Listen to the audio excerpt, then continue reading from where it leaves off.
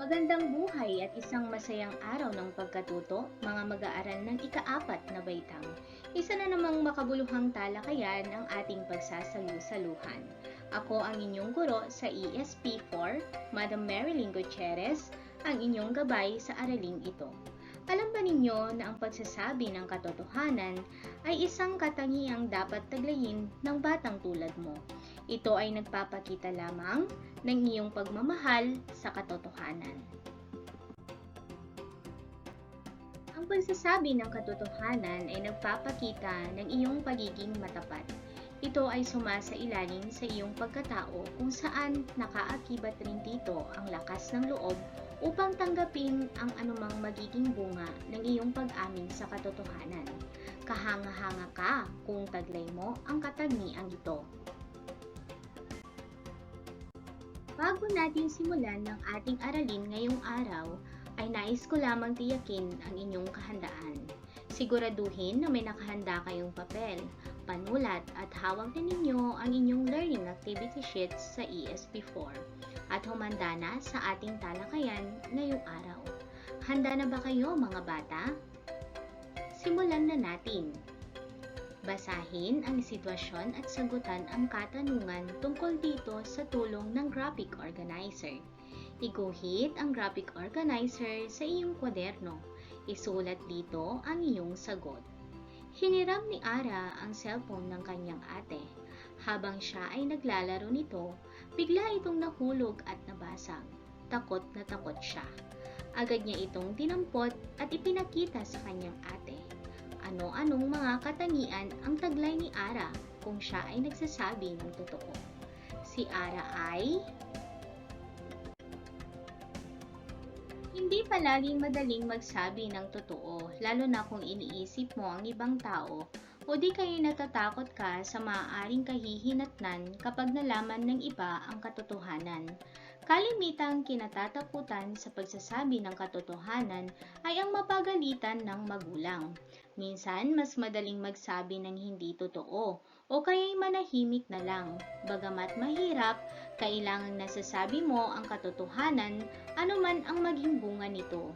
Ayon sa isang kasabihan, ang katapatan ay ang pinakamahusay na patakaran. Nangangahulugan ito na mahusay itong patakaran ng pakikipag-ugnayan mo sa iyong kapwa, sa iyong pakikipagkaibigan o sa pakikitungo sa mga kasapi ng iyong pamilya. Mahalaga ang pagsasabi ng katotohanan. Bakit mahalaga ang pagsasabi ng katotohanan? Narito ang ilang dahilan. Ang pagsasabi ng totoo ang tama at mabuting gawin ng isang tao. Hindi matatakpan ng pagsisinungaling ang katotohanan. Ito ay hindi maaaring itago. Matutuklasan ito anumang oras. Kahit piliin mong magsinungaling, matutuklasan pa rin kung ano ang totoo. Maganda at magaan sa pakiramdam kapag nagsasabi ka ng totoo. Pagkakatiwalaan ka na inyong kapwa kapag ikaw ay matapat. Marami ang magnanais na maging kaibigan ka, bagamat maaaring hindi mo gusto ang agarang epekto ng pagsasabi ng totoo.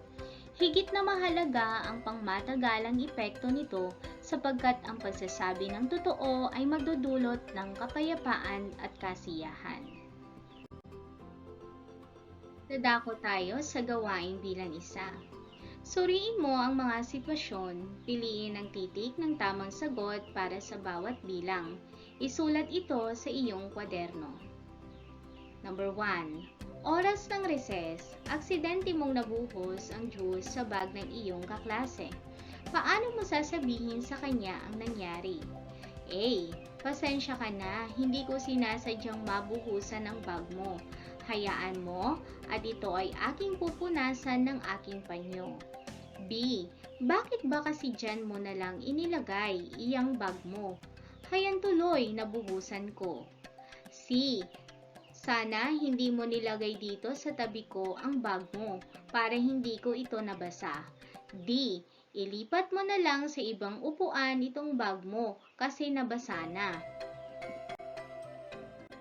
Number 2. Nakita mong nagpapasahan ng bola sina Edgar at Roy sa labas ng iyong silid-aralan. Natamaan nila ang salamin ng bintana kaya ito ay nabasag. Ano ang sasabihin mo sa inyong guro na alam mong magagalit sa inyong kaklase kapag nalaman ito? A. Ma'am, hindi ko po alam kung sino ang nakabasag niyan kasi dito lang naman ako sa loob ng silid-aralan. B. Ma'am, sina Edgar at Roy po ang nakatama niyan kanina habang sila ay nagpapasahan ng bola. C. Ma'am, mga taga-ibang section po siguro ang nakabasag niyan kanina sa kanilang pagdaan dito. D. Ma'am, siguro po sina Ana at Lisa ang nakabasag kasi sila po ang nagtatakbuhan kanina. Number 3. Naabutan mong pinapagalitan ng iyong tatay ang kapatid mo dahil nakita niyang sira ang gripo ng iyong lababo. Alam mong ikaw ang nakasira nito. Paano mo sasabihin sa iyong tatay? A. Sila po. Tatay, ang nag-iwan yan kaya dapat lang na sila ay pagalitan. B. Hindi ko po alam na babahain tayo dito kapag iniwan ko lamang ang gripong sira. C. Ako po, tatay, ang may kasalanan kaya huwag mo na po silang pagalitan. D. Pasensya na po, tatay, at hindi ko po agad nasabi sa inyo na nasira ko ang gripo kanina habang ako ay naliligo. Para sa gawain bilang 2, suriin ang mga sitwasyon at lagyan ng check kung ito ay nagsasabi ng katotohanan, ano man ang maging bunga, at X naman kung hindi. Number 1. Inamin ni Jessica na siya ang nakabali ng ruler ng kanyang kuya kahit alam niyang hindi na siya pahihiramin nito. Number 2. Sinabihan ni Fe ang kanyang nakababatang kapatid na huwag isumbong sa kanilang nanay na napunit niya ang kortina upang hindi sila mapalo nito. Number 3. Hinayaan mo lang na mapalo ng iyong tatay ang kuya mo dahil ito ang napagkamalang kumuha ng pera sa kanyang pitaka. Number 4.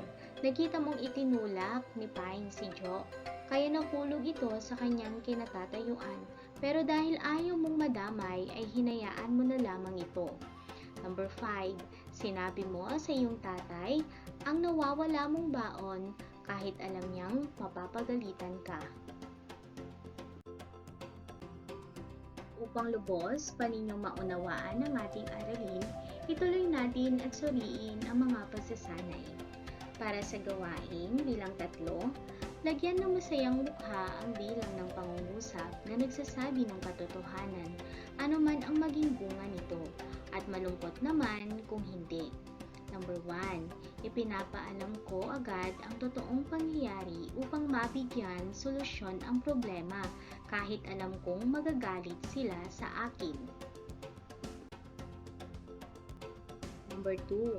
Sinasabi ko agad sa aking mga kaibigan ang aking kasalanan upang hindi sila madamay.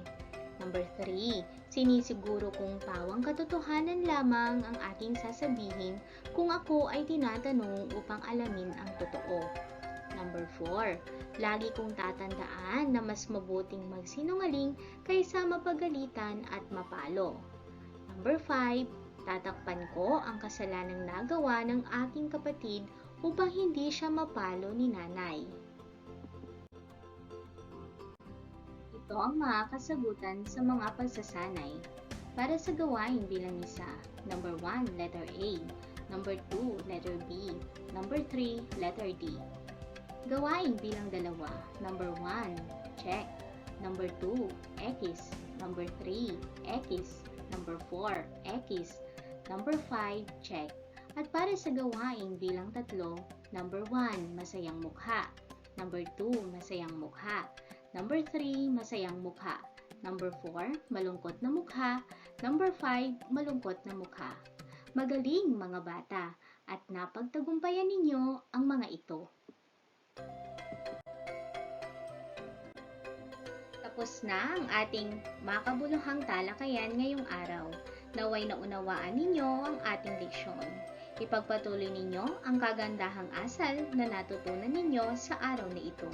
Hanggang sa muli, ito ang inyong guro sa edukasyon sa pagpapakatao sa ika-4 na baitang, Madam Marilyn Gutierrez, na nagsasabing ang magandang asal ay kaban ng yaman.